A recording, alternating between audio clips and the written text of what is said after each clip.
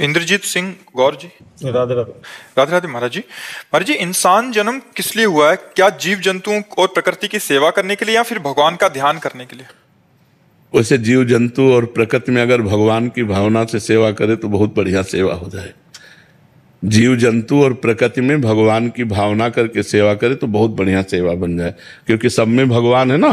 तो हम हर जीव में भगवान को देखें, प्रकृति में, पेड़ों में भी, वस्तुओं में भी भगवान को, बहुत बढ़िया भक्ति बन जाए। यही तो भगवान की भक्ति है। चराचर जीव में जड़ चैतन्य जग जीव जत सकल राम में जान, सबको भगवान में जानकर तो प्रकृति की सेवा करो, यही भगवान की भक्ति है। महाराज जी, मैंने अभी बांके बिहारी जी के दर्शन किए तो मेरे मन में एक विचार आया कि मैंने ये प्रतिमा किसने मतलब ये देखा होगा कि ऐसा इनका रूप होगा कि भगवान ऐसे दिखते हैं कि वो तो भगवान है, वो कैसे अपना स्वरूप कितना भी सुंदर बना सकते हैं। देखो, भगवान के स्वरूप का जो सौंदर्य है उसके लिए हमारे नेत्र नहीं है।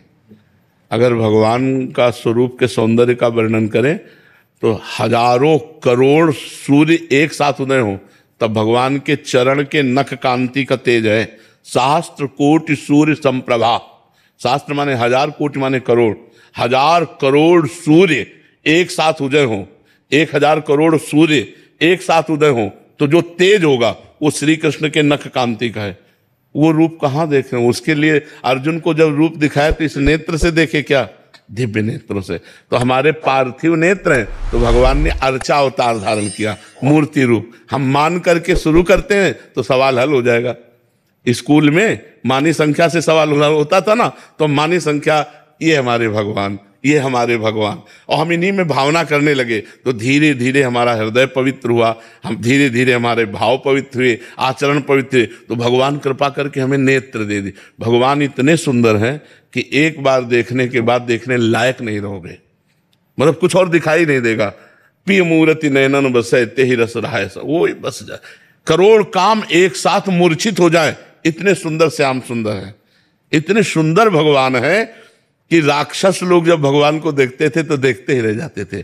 जब ये सूर्पनखा अपने भाइयों के पास गई, खरदूषण के पास, और कहा कि हमारी नाक कान काट लिया ऐसा, तो कई अक्षौणी सेना लेकर को भगवान पर आक्रमण। जे ही राम जी को देखा तो सब शांत हो गए। वो भाई से कहते हैं कि यद्यपि भगिनी कीन कुरूपा बध लायक नहीं नरभु, ये यद्यपि हमारी बहनी को कुरूप कर दिए हैं, अपराध किए हैं, लेकिन ये मारने लायक नहीं। इतने सुंदर, मतलब उनकी सुंदरता देखकर राक्षस भी मोहित हो जाते हैं। तो ये तो भगवान का प्रतिमा स्वरूप है, अर्चा स्वरूप है, जिससे मानी संख्या से हम सवाल हल करते हैं। माना हमारे प्रभु ये, और शुरू कर दिया आराधना, तो हमको उस रूप तक पहुंचा देंगे जो रूप इन नेत्रों से नहीं देखा जा सकता, वो दिव्य नेत्रों से देखा जा। वो रूप, अरे मतलब समझो उनकी रचना ऐसी है, गंधर्व अप्सराएं इतने सुंदर, मतलब इतनी सुंदर जिसकी सृष्टि है, वो सृष्टिकर्ता कितना सुंदर होगा। देखो कितना। तो अभी हमने प्रभु को नहीं देखा, क्योंकि हमारे नेत्र नहीं है प्रभु को देखने वाले। हम अपनी क्षमता के प्रभु को देख सकते हैं। तो जैसे पांच भौतिक ये बना, तो पांच भौतिक के अंतर्गत ही तो है ना, पाषाण, अष्ट धातु, काष्ठ, इन्हीं की तो मूर्तियां। तो ये तो साक्षात प्रगट है बिहारी जी, राधा वल्लभ, राधा रमण जी, पर वो प्रगट अर्चा रूप में ही है, अर्चा विग्रह रूप में, जिससे हम देख सके। नहीं तो हम इन नेत्रों से भगवान को नहीं देख सकते।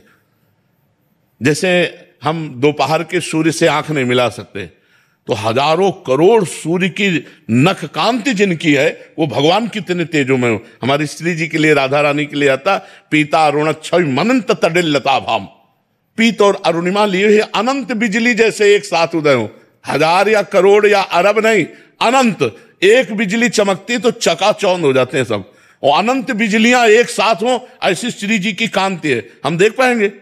तो श्री जी और लालजू के देखने के लिए वो नेत्र वो देते हैं, वो देते तभी हम देख पाते हैं। समझ पाए?